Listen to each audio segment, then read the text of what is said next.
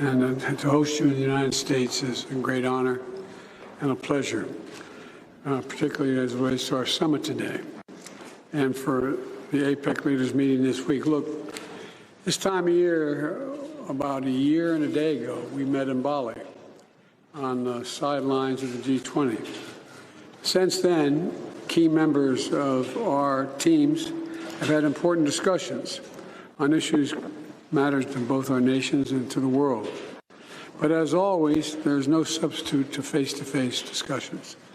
I've always found our discussions straightforward and frank, and I've always appreciated them.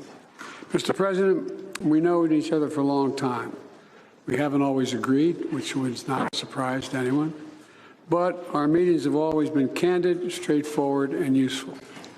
I've never doubted what you've told me in terms of your candid nature in which you speak. I value our conversation because I think it's paramount that you and I understand each other clearly, leader to leader, with no misconceptions or miscommunication. We have to ensure that competition does not veer into conflict. And we also have to manage it responsibly, that competition. That's what the United States wants and what we intend to do. I also believe it's a world wants for both of us, candid exchange. We also have a responsibility to our people and the world to work together when we see it in our interest to do so. And the critical global challenges we face, from climate change to counter-narcotics to artificial intelligence, demand our joint efforts.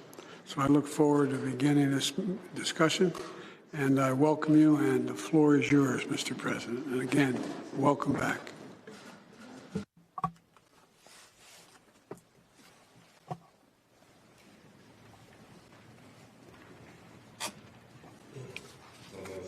Mr. President, good morning. Coming here, I think of your trip to China. When I was the Vice President of China, we had a meeting. It was 12 years ago. I still remember our interactions very vividly, and it always gives me a lot of thoughts. Last time we met in Bali, you said it was a year and a day ago. A lot has happened since then. The world has emerged from the COVID pandemic, but is still under its tremendous impacts. The global economy is recovering, but its momentum remains sluggish. Industrial and supply chains are still under the threat of interruption, and protectionism is rising. All these are grave problems. The China-US relationship, which is the most important bilateral relationship in the world, should be perceived and envisioned in a broad context of the accelerating global transformations unseen in a century. It should develop in a way that benefits our two peoples and fulfills our responsibility for human progress. China-US relationship has never been smooth sailing over the past 50 years or more, and it always faces problems of one kind or another. Yet it has kept moving forward amid twists and turns. For two large countries like China and the United States, turning their back on each other is not an option. It is unrealistic for one side to remodel the other, and conflict and confrontation has unbearable consequences for both sides.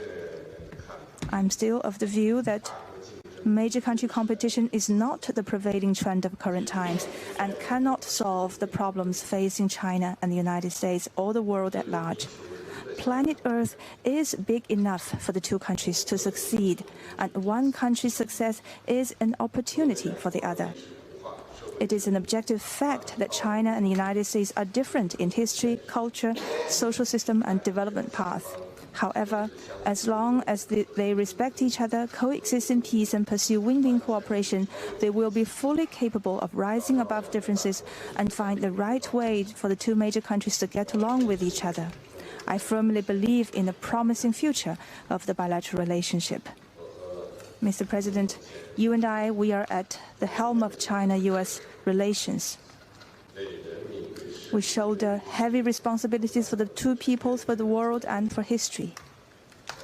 I look forward to having an in-depth exchange of views and reaching new understandings with you on strategic and overarching issues critical to the direction of China-US relations and on major issues affecting world peace and development. I wish to